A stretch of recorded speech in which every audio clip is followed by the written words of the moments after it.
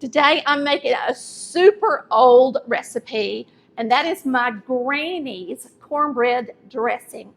A good Southern Thanksgiving dressing made without soups and bouillon and all that stuff. Is just plain old granny cooking, okay? This is the way granny made her dressing. You're gonna start with a stick of butter melted, and we use salted butter in all of our recipes. We're gonna get that in here. Now, the key to Granny's dressing is that she bakes biscuits and her own cornbread the day before she makes her dressing. I have some biscuits right here. I've already gotten about 4 or 5 of those and put them in my toaster. So they're toasting now, and we're going to add those in at the end. Granny uses a pound of cornbread, a full pound of cornbread. So we're going to be putting that in. This is my Granny's dressing in the second cookbook. This is an old-fashioned recipe. It was Granny's, and I'm sure it was her mother's, and then her mother's, so it's really hundreds of years old because all of the ingredients in here are simple and not anything new that you're getting at the store, okay? So we're going to start with the butter. A stick of butter melted, and it's salted. A cup of chopped onion, and it's pretty small and diced. A cup of celery.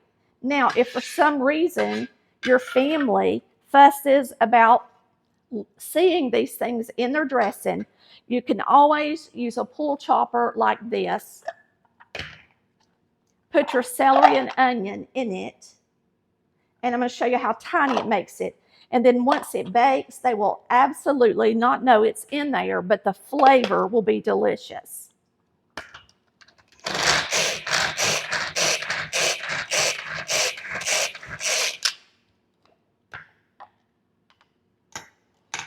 Now you can see how tiny that is. And once it bakes inside the dressing, they will not see it at all. And then you'll have the delicious flavor of the celery and the onion without them knowing that it's in there. And they'll love it. They'll think it's delicious. Now I'm going to give you a couple of tips. All right? A lot of people say, oh, I saute my onion before I put it in my dressing. Now, you can do that, but remember, when you saute something, it actually makes the flavor profile less. It calms it down or tones it down. Now, in dressing, because it is bread, I prefer the onions not to be sauteed because I like the flavor of that onion. Now, in potato salad, sometimes it's good to saute your onions and peppers before you make it, because then it doesn't overpower it. But now when you're making dressing, I prefer not to saute. Now, if you grew up and that's what your mama did, of course that's what you do, all right? Now you've got a pound of cornbread. We're just going to crumble it up into some couple of stalks of celery up in big pieces. Then you're going to take an onion and cut it into large pieces. You're going to place them in a stock pot with your chicken breast side down.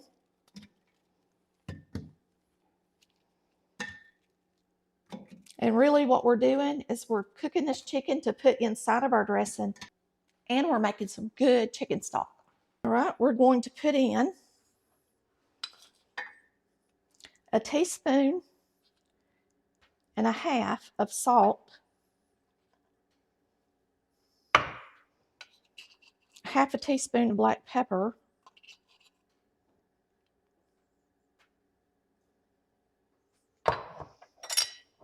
a tablespoon of chicken bouillon granules. Now we're going to put this in the sink and add water till it covers just at the top of the chicken. I'll turn it on. Okay, we're going to put a lid on it. We're going to bring it to a boil, and then we're going to turn it down to a low simmer temperature for an hour. The chicken should be falling off the bone, and it should make a pretty good stock.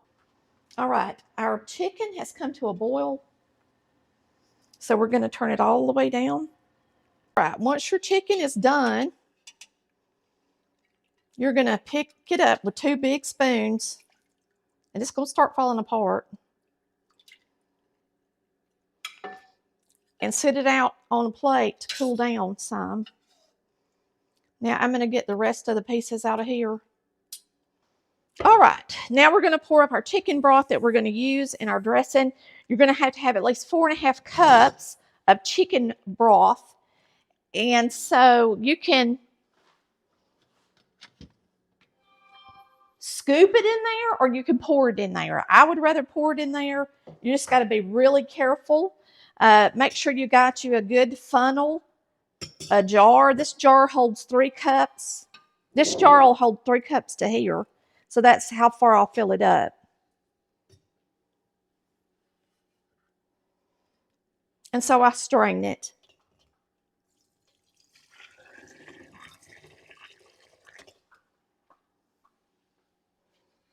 And you may be able to put some up in your refrigerator to make some chicken and dumplings or something. So you should get plenty of broth for your dressing if you boil your chicken. To mix up your dressing the next day, then you'll put a lid on these and seal them and put them in the refrigerator. If you're not, and you're going to mix it up within a few hours, you can leave it sitting out. But I wouldn't leave it sitting out over a few hours. Now, when I say a pound of cornbread down here in the South, we make a 2-cup cornbread recipe. We use white lily cornmeal mix. Now, this is a 2-cup cornbread recipe. And I'll give you that recipe today as well. Oh, it smells so good. Now, my granny made cornbread every morning and biscuits every morning. So she had a double oven, kind of like the same setup I've got right now, except hers was electric, believe it or not, back in the day. And she actually made her cornbread and her biscuits every morning. Okay, there's our sage going in, about a teaspoon. You can add more if you want to. You need to add 2 raw eggs.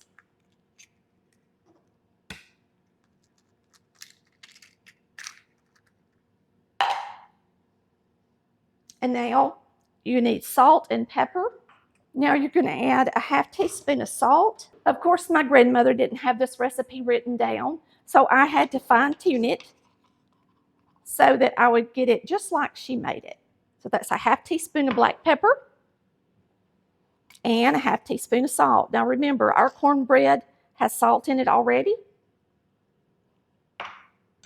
And then you've got 4 cups of stock.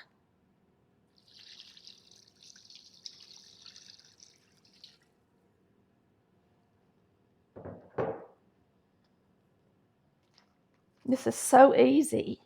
And you're just going to mix it up. Add your toasted biscuits.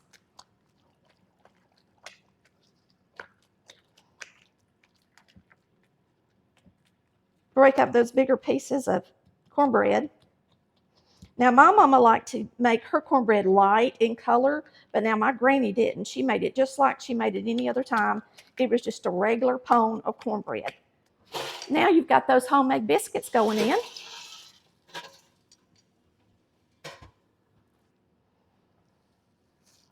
And that's all there is to it. Now, how easy was that? Now, if for any reason you boiled a chicken, of course, you can add your chicken meat to it. Granny's dressing is just a little bit drier than mine when it's mixed. Mine's a little wetter, or Mama's. This is just a good old-fashioned dressing. Just like my granny made, she lived to be 90 years old. Her mother made it, and I'm sure her mother made it. So since I'm doing this an old-fashioned way, I think I'm going to use shortening and grease my pan. So I'm just going to take some shortening and grease the pan, and that way it won't be hard to clean up. Now you can use a throwaway pan if you want to. This is a 13 by 9. And of course you can spray it with Pam if you're making it today, but just for an old-fashioned recipe, I thought I would use what my granny would have used.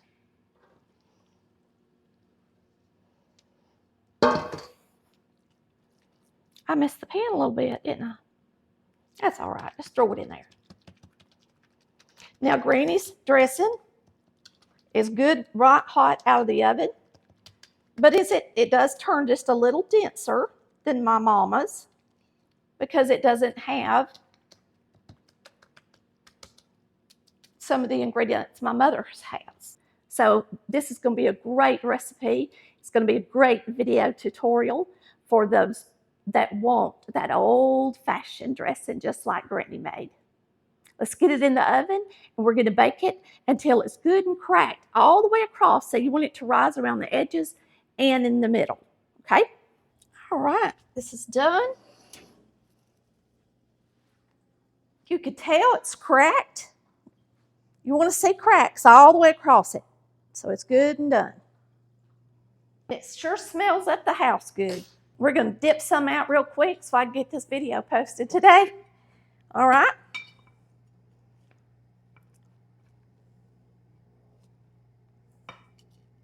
Smells so good.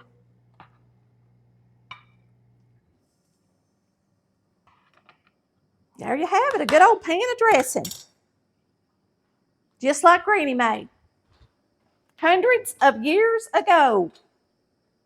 For real. This has got simple ingredients in it. There's nothing in this dressing they wouldn't have had back that far back. It's some good old-fashioned stuff.